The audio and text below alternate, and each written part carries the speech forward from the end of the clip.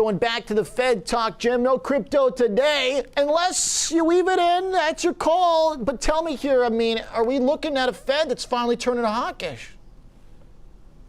A little bit. We are looking at a Fed that is definitely, look, the dot chart, I know Powell says it doesn't matter, but the market thinks it does, said no rate hikes for 2023 last meeting.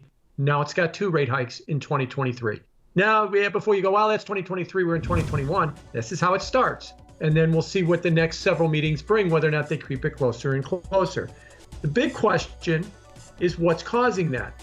Is it because they think employment is going to boom and they're going to make substantial progress on their targets of getting people back to work? Or is inflation a problem and it isn't as transitory as they think it's been? Right now, if I had to guess, I think the market's a little bit more worried about the inflation not being transitory than they are about employment booming.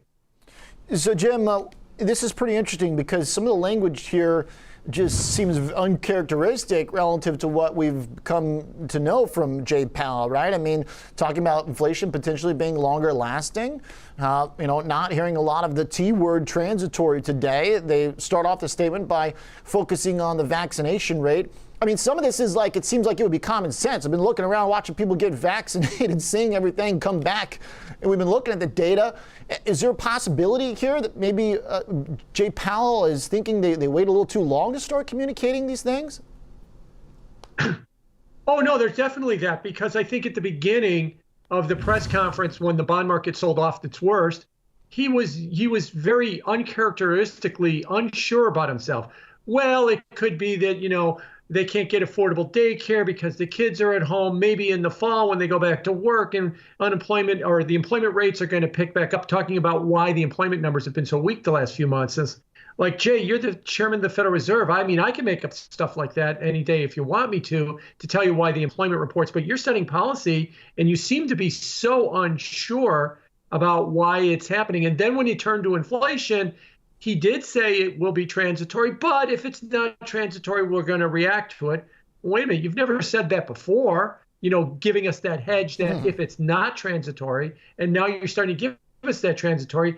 So it came away as a little bit of fumbling and stumbling to try and give answers to what should have been very stock questions that he should have had answers almost written down that he could recite from.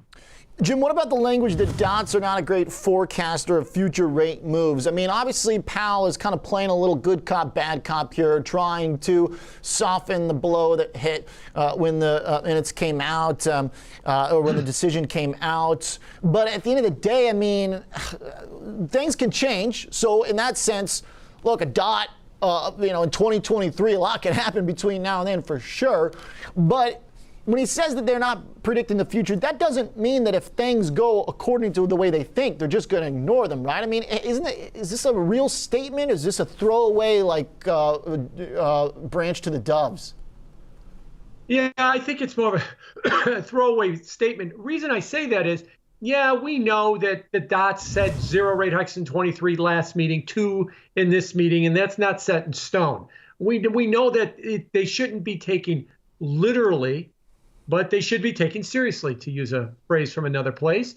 And that is, you were at no rate hikes, and now you're at some rate hikes. You're moving the rate hikes closer. You're not keeping them off in the future. You're not pushing them further into the future. You've moved them closer. That's the message from the dots.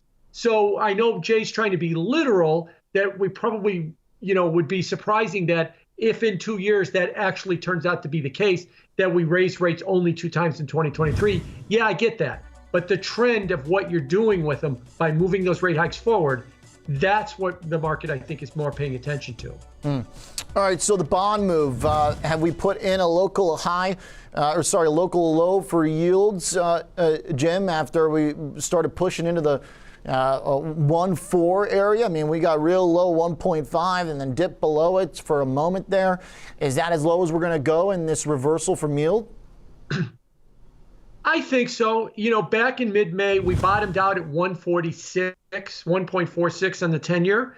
And last week, we bottomed out at 1.43 on the 10-year. And now we're back into the mid-150s on the 10-year. So it looks like that mid-140s range is going to provide significant, if I'm looking at the yield chart, support on the yield chart as we go forward from here. And it's going to take something, I think, a change of attitude or a change in the environment in order to get people to start thinking that 125 would be the next move. That would be a significant slowdown in the economy or real evidence that inflation is really going away and not just talk about it transitory.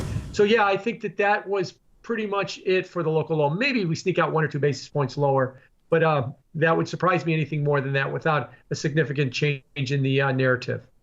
Jim, what about the downside in markets? I mean, they're fighting right now. Bulls are trying to make a stand. And clearly there's some good things happening here for the economy, or else we wouldn't be having this whole hawkish conversation. But as I described at the top of the show, I mean, it just seems hard to see a future where liquidity does not slowly kind of come out, at least from the Fed and all the actions they've been doing. So could this be part of the beginning of a downside trend in equities and risk assets?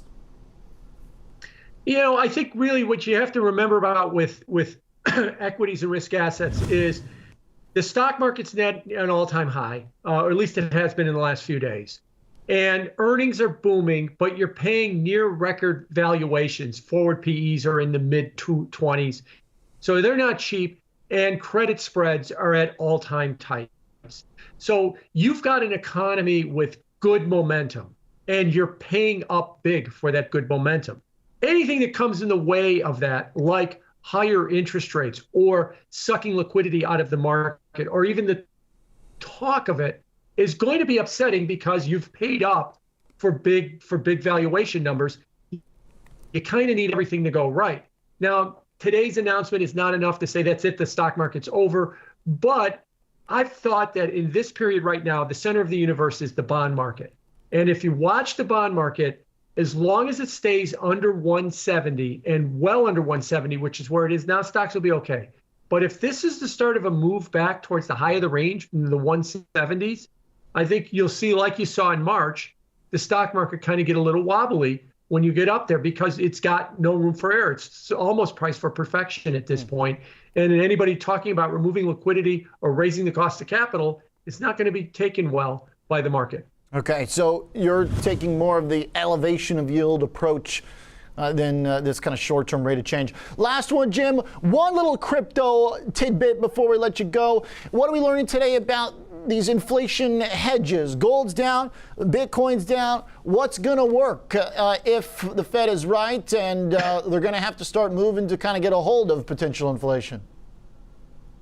I think at this point, if you're looking for an inflation hedge, you've got to go directly to commodities that actually people consume and use and not the store of value. So if you're thinking inflation, I would be looking more at industrials. I would be looking more at buying the CRB index or buying, the Deutsche Bank commodity ETF or something like that, because we're at the point now where it's real and it matters if we have inflation.